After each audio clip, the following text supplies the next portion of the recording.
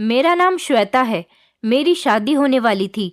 मेरे घर जो मेरे लिए रिश्ता आया था उससे मेरे माता पिता बहुत खुश थे, क्योंकि जिस लड़के के साथ मेरी शादी होने वाली थी उसके बारे में मेरे माँ बाप ने बहुत तारीफ सुनी थी। इतनी ज़्यादा तारीफ सुनी थी कि वो लोग मुझे भाग्यशाली कह रहे थे। उनका कहना था कि तुम बहुत भाग्यशाली हो, तुम्हारी शादी इतने अच्छे और समझदार लड़के के साथ हो रही है। मुझे बहुत खुशी हुई थी कि चलो अच्छा है, भगवान ने मेरे लिए किसी अच्छे हमसफर को मेरे भाग्य में लिख दिया है। मेरे घर पर मेरी शादी की खूब धूमधाम से तैयारियां शुरू हो गई थी। मैंने लड़के को फोटो में देख लिया था। लड़का बहुत ज़्यादा स्मार्ट था। मुझे तो मेरी सास ने देखते के साथ ही पसंद कर लिया था। मेरे ससुराल में मेरे पति और सास के अलावा कोई भी नहीं था। सुना था कि मेरे ससुर की मौत तो काफ़ी सालों पहले ही हो गई है और मेरे पति अपनी माँ के इकलौते बेटे हैं। हम तो 5 भाई बहन थे, 3 बहनें और 2 भाई थे। मैं बहुत अमीर फैमिली से बिलोंग करती थी। मेरे माँ बाप ने शादी में मुझे सब कुछ दिया था, किसी चीज़ की कमी नहीं छोड़ी थी और मेरी शादी खूब धूमधाम से की थी। मैं भी हर लड़की की तरह विदा होकर अपने ससुराल चली गई थी। ससुराल जाने के बाद मेरे दिल में भी हर लड़की की तरह हजारों अरमान थे। मैं बस यही चाहती थी कि मेरा पति मुझे बहुत प्यार और मोहब्बत देने वाला हो, मेरी इज्जत करने वाला हो। मैं विदा होकर जैसे ही अपनी ससुराल आई तो वहां पर मैंने देखा कि मेरा स्वागत करने के लिए वहां कोई भी मौजूद नहीं था। बड़े ही सिंपल तरीके से मेरा स्वागत मेरी सास ने ही कर लिया था। इधर मेरे पति भी मेरे साथ गृह प्रवेश करने के लिए अंदर तक नहीं आए थे। वो तो न जाने कहाँ चले गए थे। मैं आज अपनी शादी वाले दिन पार्लर से तैयार हुई थी और बहुत ज़्यादा खूबसूरत लग रही थी। मेरी सारी दोस्तें मुझसे कह रही थी कि जीजू तुम्हें देखते ही अपना दिल हार बैठेंगे। मेरे मायके वालों ने मेरी बहुत तारीफ की थी और सारे मेहमानों ने भी। लेकिन यहाँ ससुराल में तो मुझे कोई भी नज़र नहीं आ रहा था। घर में बड़ी ही खामोशी छाई हुई थी। ऐसा लग रहा था जैसे इस घर में शादी नहीं बल्कि किसी की मौत हुई है।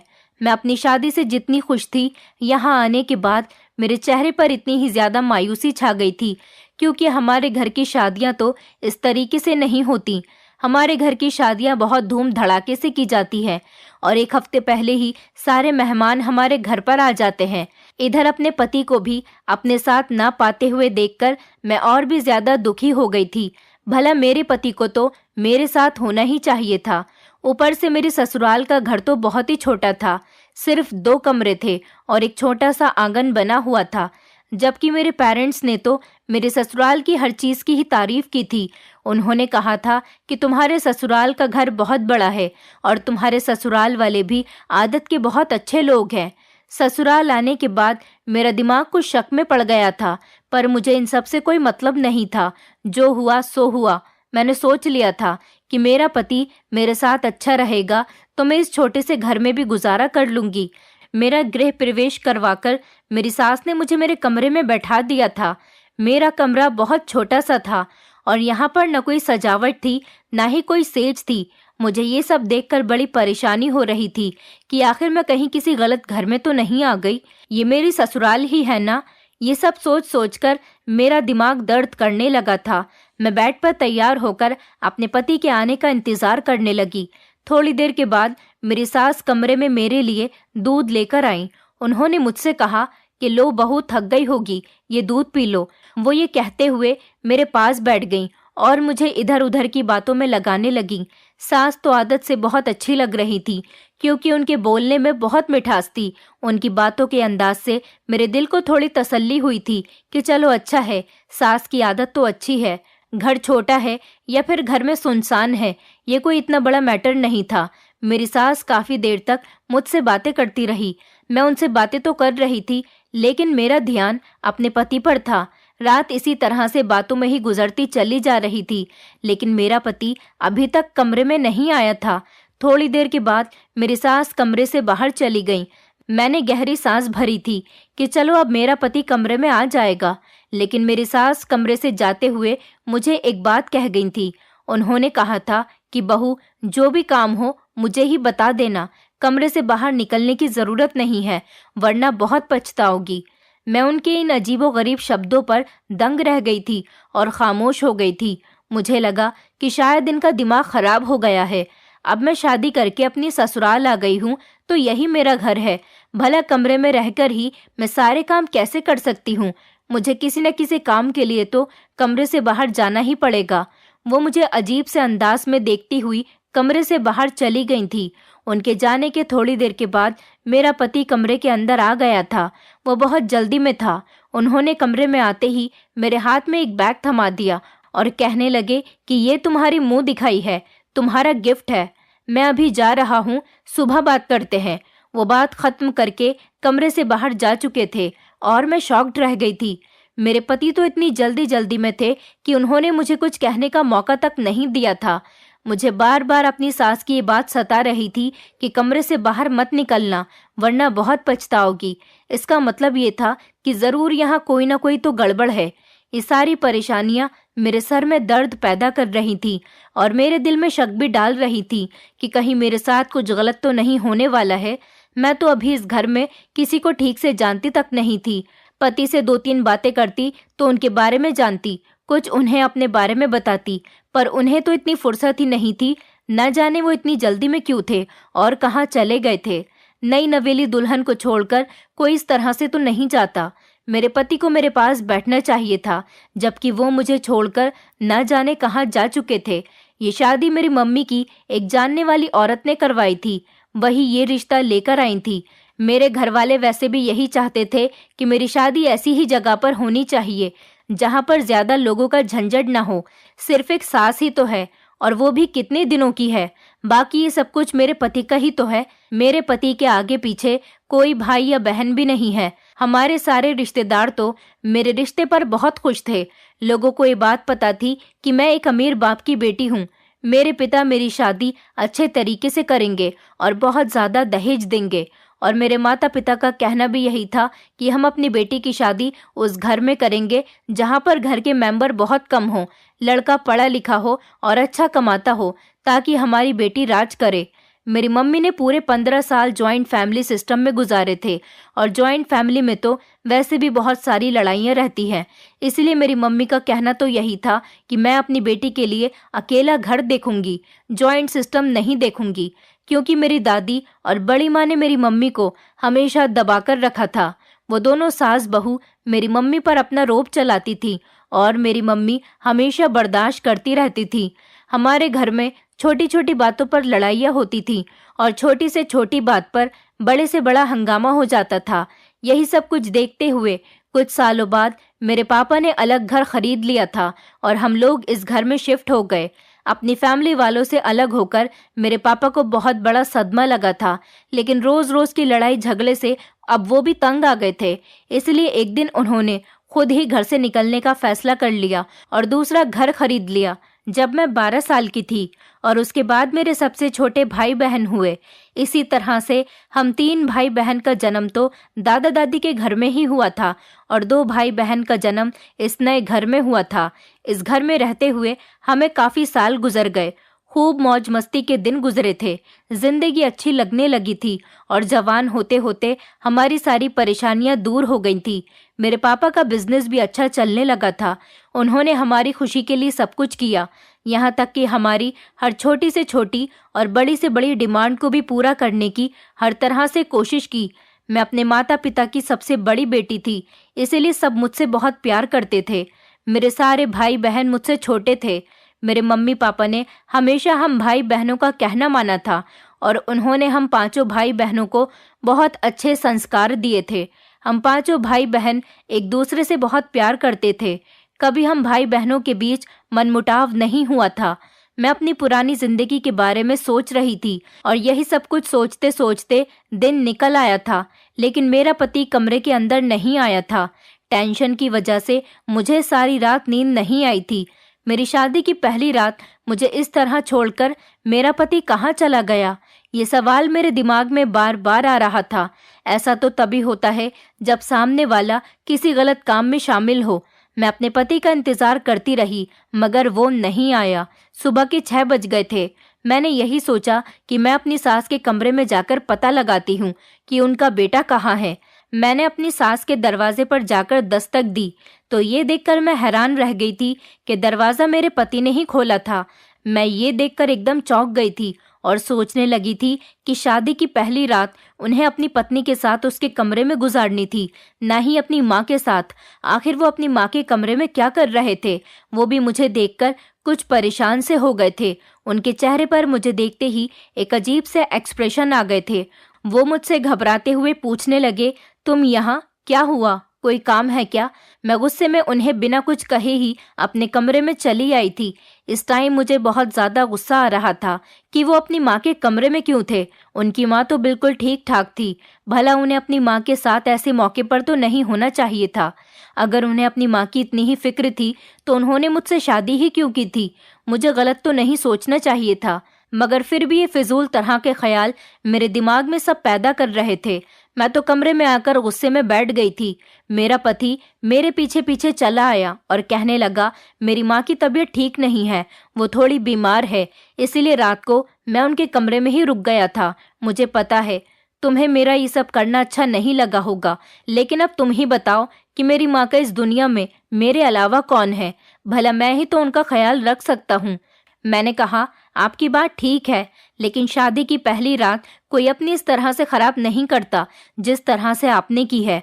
अगर आप मुझे बता देते कि आपकी माँ की तबीयत ठीक नहीं है तो मैं खुद सारी रात जागकर उनकी सेवा करती, लेकिन आप तो मुझे बिना बताए ही कमरे से चले गए। मुझे लगा कि शायद आप घर से बाहर गए होंगे, लेकिन जब मैंने आपको आपकी माँ के कमरे में देखा तो मुझे और भी ज्यादा गुस्सा आ गया था। नई नवेली दुल्हन के साथ ऐसा बिहेवियर नहीं करते हैं। आप मेरे साथ थोड़ी बहुत देर बैठकर बातचीत भी तो कर सकते थे, उसके बाद अपनी माँ के कमरे में चले जाते। मुझे कोई प्रॉब्लम नहीं थी, लेकिन आपके इस तरह से जाने पर मैं आपसे सख्त नाराज हूँ। मेरी ये बात सुनने के बाद मेरे पति के चेहरे का रंग उतर गया था। वो मुझे मनाने की कोशिश करने लगे, लेकिन मुझे तो उनकी रात की इस हरकत पर बहुत ज्यादा गुस्सा आ रहा था। थोड़ी देर के बाद मेरी सास भी हमारे कमरे में नाश्ते की ट्रे लेकर चली आई थी, लेकिन मैं उनको देखकर हैरान थी। उनको देखकर तो बिल्कुल भी नहीं लग रहा था कि उनकी तबीयत खराब है, बल्कि उन्होंने अपने हाथ से ही हम दोनों के लिए नाश्ता बनाया था। मैंने अपने पति से तो कुछ नहीं कहा, मैं खामोश रही। हम दोनों पति पत्नी ने मिलकर नाश्ता किया। मैं जब कमरे से बाहर गई तो मैंने देखा कि मेरी सास किचन में खड़ी हुई दोपहर का खाना बना रही है। मैंने उनसे कहा कि मैं आपकी मदद कर देती हूँ। मुझे देखकर तो जैसे वो हैरान हो गई थी। मुझे देखते ही वो झट से कहने लगी, अरे तुम कमरे से बाहर क्या कर रही हो? मैंने तुम्हें कहा था ना कि कमरे से बाहर मत निकलना। चलो कमरे में जाओ अभी। तुम नई नवेली दुल्हन हो, मैं तुमसे कोई काम नहीं करवाना चाहती। वो तो इस तरह से मुझसे बात कर रही थी जैसे मैंने कमरे से बाहर निकलकर बहुत बड़ी गलती कर दी हो। मैंने कहा, माँ जी आपकी तबीयत ठीक नहीं है, इसलिए मैं कमरे से बाहर आ गई। सोचा कि किचन में जाकर देख लेती हूँ, कोई काम होगा तो कर लूंगी, लेकिन आप तो मुझे काम करने से साफ इनकार कर रही हो। अब ये मेरा घर है, मैं इस घर की गृहस्थी अपने हाथों से संभाल सकती हूँ। मेरी सास कहने लगी, हाँ मेरी तबीयत रात खराब हो गई थी, लेकिन अब मैं बिल्कुल ठीक हूँ। मैं सारे काम खुद कर सकती हूँ। अगर तुम्हें किसी चीज की जरूरत हो तो तुम मुझे कमरे से ही आवाज लगा सकती हो। मैं तुम्हारे कमरे में फौरन ही आ जाऊंगी, लेकिन तुम्हें कमरे से बाहर निकलने की कोई जरूरत नहीं। चलो जल्दी से कमरे में जाओ। ये सब कुछ मेरे लिए बड़ा हैरान कर देने वाला था। भला मेरी सास मुझे कमरे से बाहर निकलने के लिए क्यों मना कर रही थी? मेरी तो कुछ समझ नहीं आ रहा था। मेरा पति किसी काम से घर से बाहर गया हुआ था। मैंने सोच लिया था कि जब वो घर आएगा तो मैं उससे इस बारे में बात करूंगी। मैं कमरे में चली गई थी, लेकिन इस छोटे से कमरे में मुझे बड़ी वहशत महसूस हो रही थी। एक अजीब सी घुटन सी महसूस हो रही थी। एक तो ये छोटा सा कमरा था, दूसरा इसमें एसी भी नहीं लगी हुई थी। छत पर एक छोटा सा पंखा लगा हुआ था, वो भी इतनी धीमी रफ्तार में चल रहा था। मुझे बहुत ज्यादा गर्मी लग रही थी, क्योंकि हमारे घर के कमरे बहुत बड़े बड़े थे और हम भाई बहनों के कमरे भी अलग अलग थे।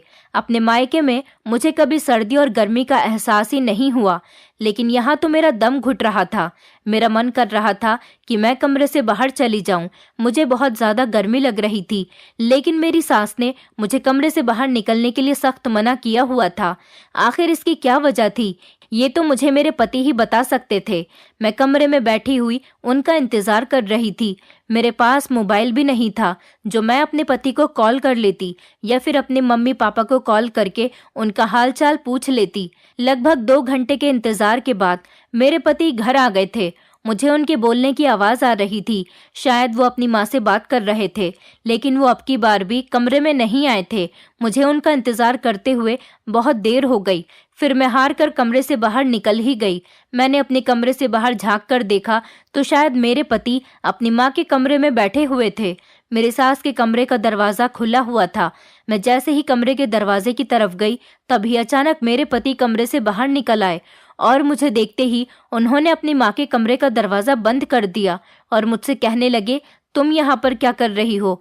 चलो आओ, हम दोनों कमरे में चलते हैं। मेरे पति ने मेरी कोई बात नहीं सुनी और मेरा हाथ पकड़कर सीधा मुझे कमरे के अंदर ले आए, जबकि उन्होंने अपनी माँ को कमरे में बंद कर दिया था। मुझे अच्छी तरह से ध्यान था कि मेरी सास सो तो नहीं रही थी, वो जाग रही थी और ये दोनों माँ बेटे आपस में कोई बात कर रहे थे। मेरे पति ने मुझे बातों में लगाने की कोशिश की और कहने लगे, तुम अभी नई नवेली दुल्हन हो, तुम आराम करो। मैंने अपने पति से कहा, देखिए संजीव, आपके घर में मेरा बहुत दम घुट रहा है। मैं इस छोटे से कमरे में गुजारा नहीं कर सकती। मुझे बाहर की ताज़ी हवा की ज़रूरत है। आपकी माँ ने तो मुझे कमरे से बाहर निकलने के लिए सख्त मना कर दिया है। मैं आपसे ये पूछना चाहती हूँ कि वो ऐसा क्यों कर रही है? मेरे पति ने कहा, हमारे यहाँ नई नवेली दुल्हन कमरे से ज़्यादा बाहर नहीं निकलती, वरना अपशगुन हो जाता है।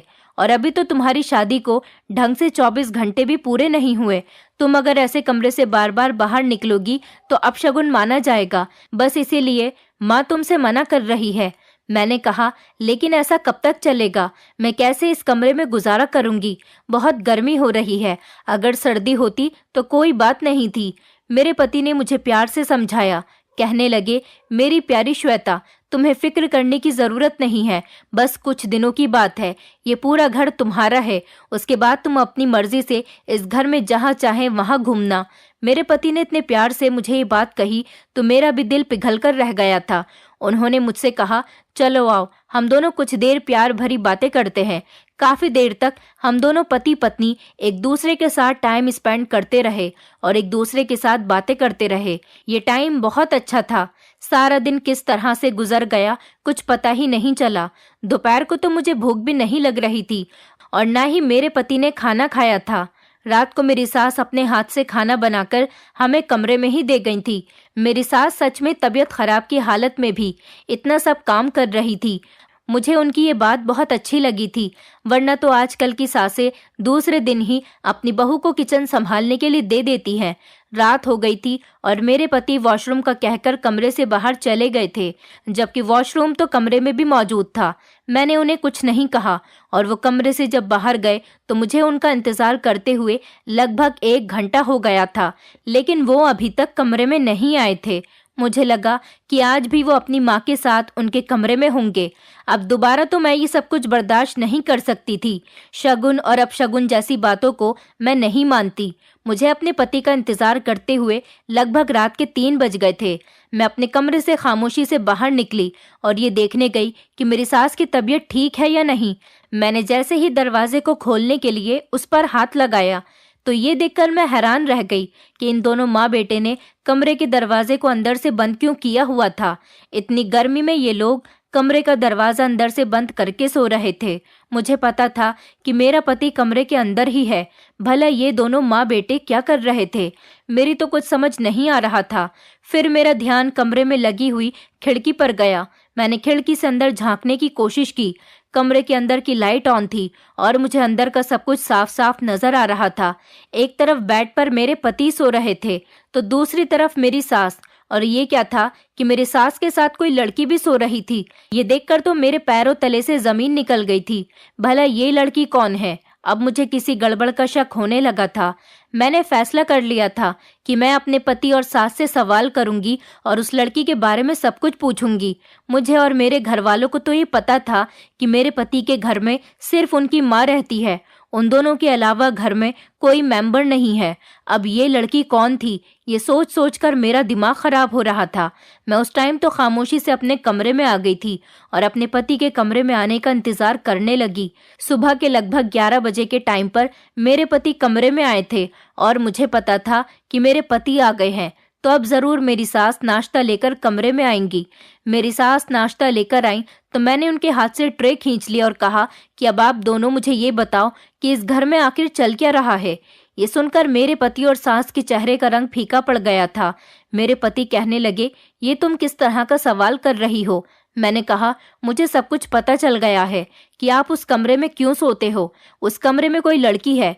कल रात मैंने अपनी आंखों से आपकी माँ के कमरे में सिर्फ आप दोनों को ही नहीं बल्कि एक लड़की को भी देखा है। पहले तो मेरे पति और सास झूठ बोलने लगे, फिर मैं झट से कमरे से बाहर निकल गई। जैसे ही मैं अपने कमरे से बाहर निकली तो वो लड़की बाहर आंगन में बैठी हुई थी। मुझे देखते ही वो लड़की भी हैरान रह गई, क्योंकि मेरे पति और सास को ये उम्मीद थी कि मैं कमरे से बाहर नहीं निकल सकती। मेरे पति ने मेरा हाथ पकड़ लिया और वो मुझसे कहने लगे कि हमने तुम्हें मना किया था ना कि तुम्हें कमरे से बाहर नहीं निकलना है। मैंने कहा, ये वही लड़की है जिसको रात को मैंने देखा था। अब आप जल्दी से मुझे ये बताओ कि ये लड़की कौन है। अब आपको मुझसे कुछ भी छुपाने की जरूरत नहीं। वो लड़की तो खामोश आंगन में पड़ी हुई चारपाई पर बैठी थी। वो तो कुछ भी नहीं बोल रही थी, बस मुझे घूर घूर कर देख रही थी। इधर मेरी सास और पति मेरी बातें सुनकर हैरान रह गए थे। वो दोनों भी खामोश खड़े हो गए थे। थोड़ी देर के बाद मेरे पति रोने लगे और मेरी सास की आंखों में भी आंसू आ गए। मैं उन दोनों को देखकर पिघल गई थी। मेरे पति ने अपनी माँ से कहा, माँ, आप मनीषा को लेकर कमरे के अंदर जाओ, मैं अभी आता हूँ। मेरे पति ने मेरा हाथ पकड़ा और मुझे हमारे कमरे में ले गए। उसके बाद उन्होंने कमरे के दरवाजे को अंदर से बंद कर लिया। उन्होंने मुझसे कहा, मुझे माफ कर दो श्वेता, मुझे पता है तुम्हारे दिमाग में बहुत सारे सवाल घूम रहे होंगे कि ये लड़की कौन है और रात को मैं अपनी माँ के कमरे में क्यों सोता हूँ। ये मेरी बहन है, इसका नाम मनीषा है। मेरी बहन पागल है, ये डिप्रेशन की शिकार है और इसको दौरे पड़ते हैं। ये बहुत ज़्यादा बीमार है। इसे रात को इतने ज़्यादा दौरे पड़ते हैं कि कभी कभी ये अपनी जान लेने की कोशिश करती है।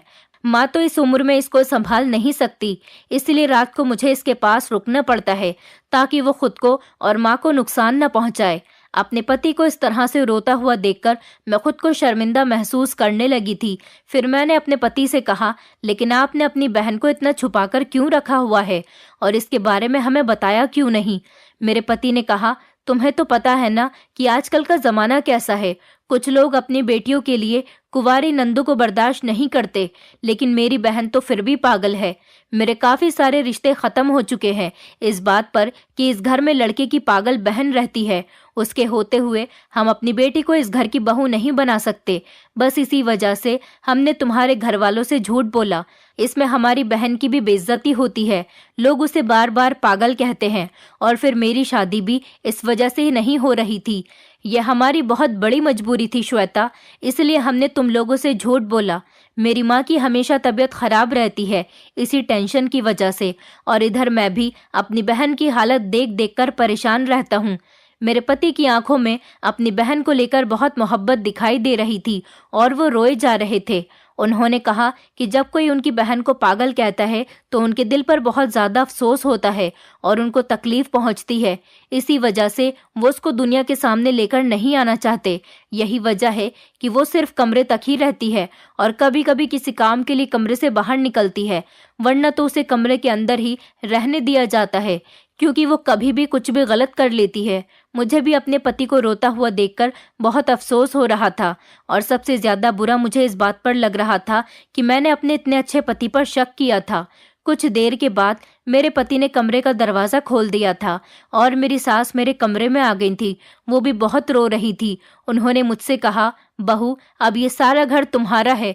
बस तुम्हारी शादी को 2 दिन हो चुके हैं। अब तुम चाहो तो कमरे से बाहर निकल सकती हो। अब कोई अपशगुन नहीं होगा। ये बात सुनकर मुझे खुशी हुई थी। मेरे ससुराल में अब सब कुछ ठीक हो गया था। धीरे धीरे मेरी जिंदगी रूटीन पर आ गई थी। मेरी सास ने अपने बेटे को समझाया था कि तुम रात को बहू के साथ ही सोया करो। अगर बेटी कुछ गलत करने की कोशिश करेगी तो मैं तुम्हें बता दिया करूंगी। अब मेरे पति रात को मेरे साथ ही सोने लगे थे। मेरी जिंदगी ससुराल में अच्छी गुजर रही थी। मेरी शादी को 1 हफ्ता हो गया था।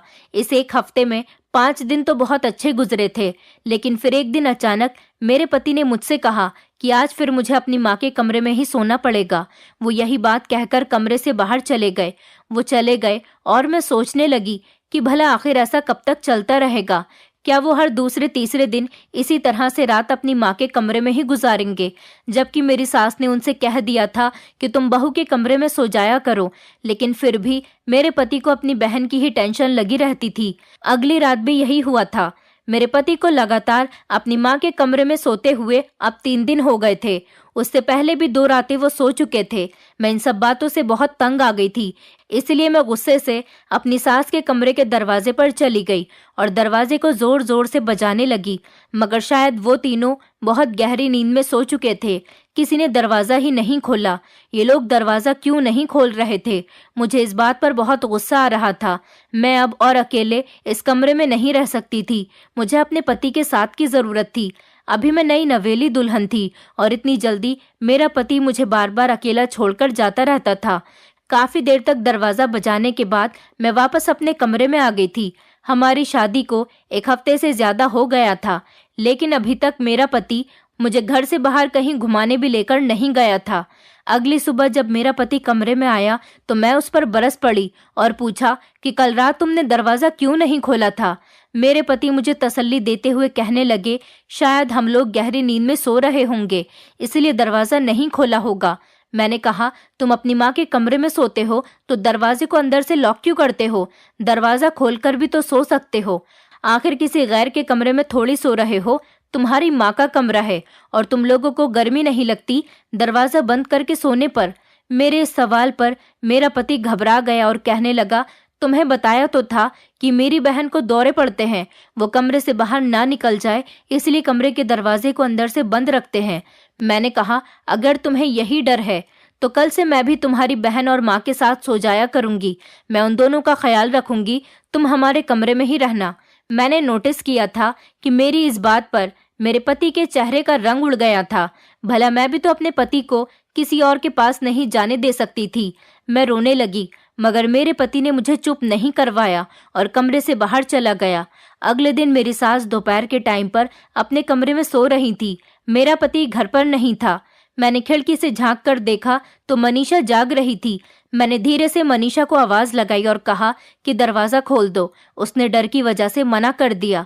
वो कहीं से भी पागल नहीं लग रही थी, बल्कि बहुत ज्यादा डरी हुई लग रही थी। उसने मुझे दरवाजा खोलने से साफ इनकार कर दिया। कहने लगी, तुम प्लीज अपने कमरे में जाओ, वरना तुम बहुत बड़ी मुसीबत में फंस जाओगी। मैं खामोशी से अपने कमरे में चली आई। न जाने ऐसा क्या राज था जो मेरी समझ नहीं आ रहा था, और मेरा पति इतना सब कुछ हो जाने के बाद भी अपनी बहन और माँ के कमरे में ही सो रहा था। न जाने ऐसी क्या बात थी कि मेरा पति मुझसे कुछ उखड़ा उखड़ा सा था। मैंने कुछ गलत तो नहीं कहा था। अगर मेरी जगह कोई और औरत भी होती तो वो भी अपने पति को अपनी माँ बहनों के पास सोने नहीं देती। मैंने महसूस किया था कि मनीषा अपनी माँ और भाई से बहुत डर रही थी। मैं जब भी मौका देखकर खिड़की से उससे बात करने की कोशिश करती तो वो बहुत डरी हुई लगती थी, लेकिन बात वो बिल्कुल सही तरीके से करती थी। पागल इंसान एक ऐसा होता है, जब बातें करता है तो उल्टी सीधी बातें करता है। लेकिन मनीषा हर बार मुझे थोड़े इंग्लिश और थोड़े हिंदी में बात किया करती थी। वो कहती थी, प्लीज श्वेता, मैं नहीं चाहती कि तुम किसी प्रॉब्लम में फंस जाओ।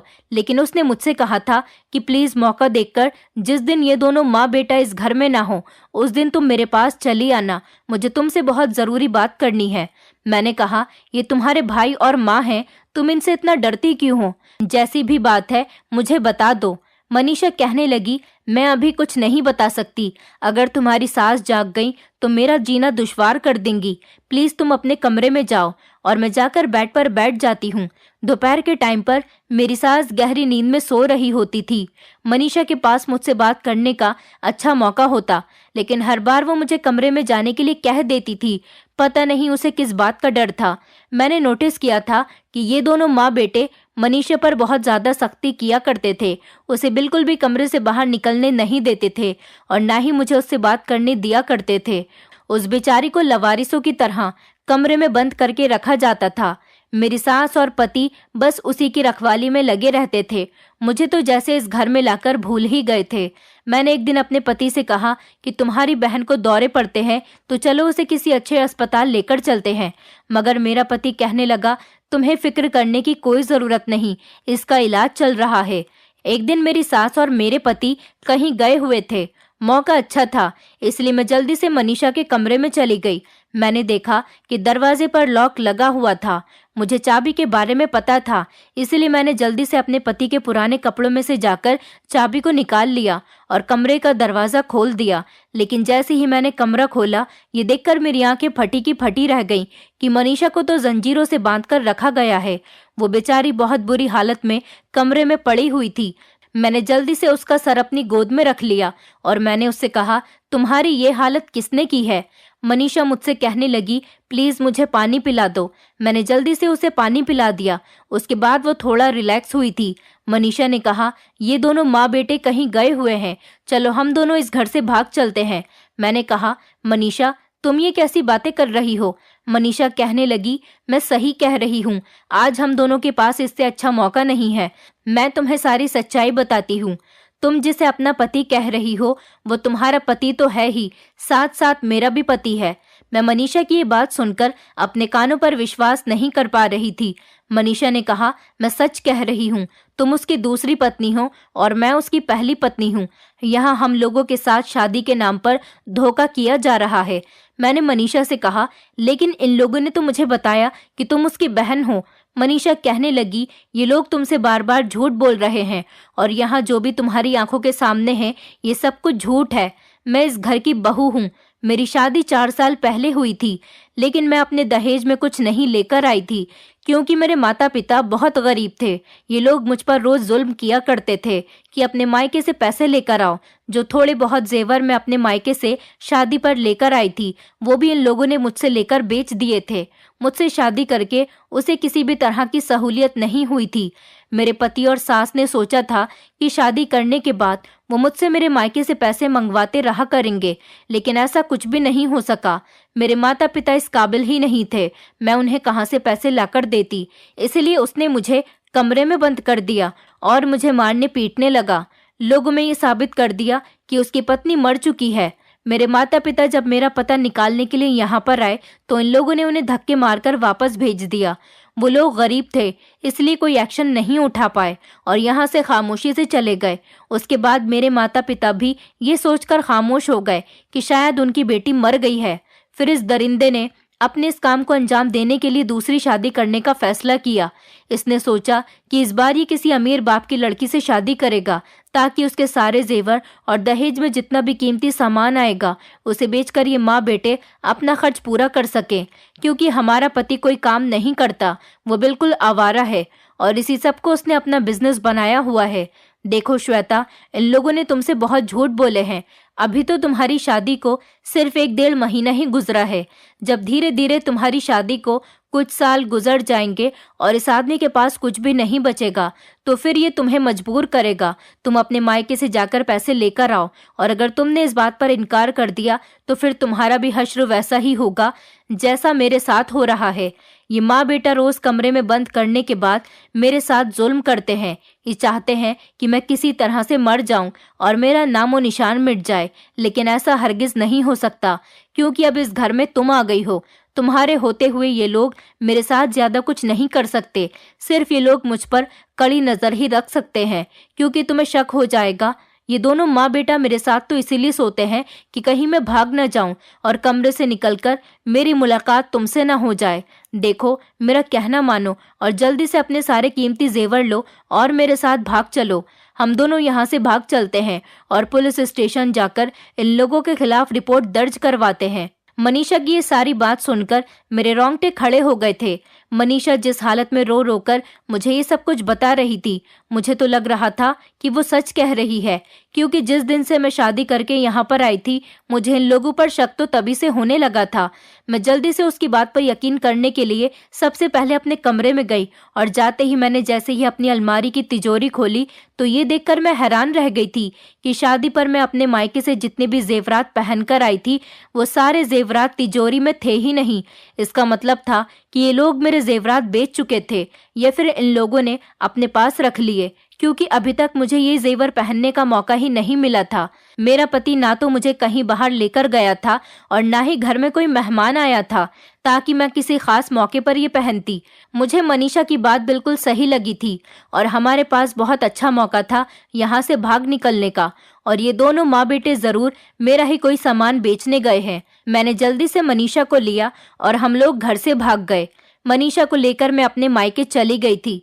वहां जाकर मैंने अपने मम्मी पापा को सारी बात बता दी। जब मेरे घर वालों ने मेरी बात को तसल्ली से सुना तो उन लोगों ने उन लोगों के खिलाफ पुलिस में रिपोर्ट दर्ज करने के लिए कहा। मेरे पापा ने घर पर ही पुलिस को बुला लिया, क्योंकि मेरे पापा की पुलिस से बहुत अच्छी जान पहचान थी। हम लोगों ने पुलिस को सब कुछ सच सच बता दिया और पुलिस ने उन दोनों माँ बेटी को अरेस्ट कर लिया, क्योंकि वो मनीषा पर बहुत ज्यादा जुल्म कर चुके थे और मुझे भी बहुत बेवकूफ बना चुके थे। वो लोग इस जुर्म के लिए इनकार कर रहे थे, लेकिन जब पुलिस ने उनसे कहा कि इन दोनों के जेवर और कीमती चीजें कहाँ हैं, तो वो लोग शर्मिंदा हो गए और पुलिस के थोड़ी सी मार खाने के बाद दोनों माँ बेटे ने सारी सच्चाई उगल दी। अब वो दोनों माँ बेटे सलाखों के पीछे हैं। मेरे पापा ने मनीषा को उसके माता पिता के घर भिजवा दिया।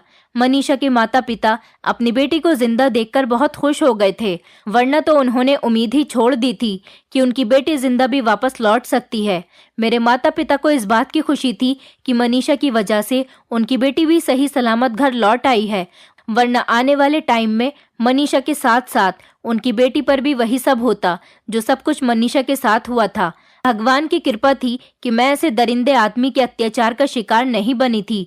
मेरी शादी कुछ दिनों बाद ही दूसरे लड़के के साथ हो गई थी। इस बार मेरे माता पिता ने बहुत छानबीन निकालकर मेरी शादी की थी, लेकिन ये लोग बहुत अच्छे थे। अब मैं अपनी ससुराल में बहुत खुश रहती हूँ और मेरे माता पिता अब मेरी तरफ से बेफिक्र हैं। दोस्तों, उम्मीद करती हूँ आपको हमारी कहानी पसंद आई होगी। कहानी पसंद आई है तो वीडियो को लाइक करें, चैनल पर नए हैं तो चैनल को सब्सक्राइब करें और हाँ, नोटिफिकेशन बेल को जरूर दबाएं ताकि अगली अपडेट सबसे पहले आपको मिले।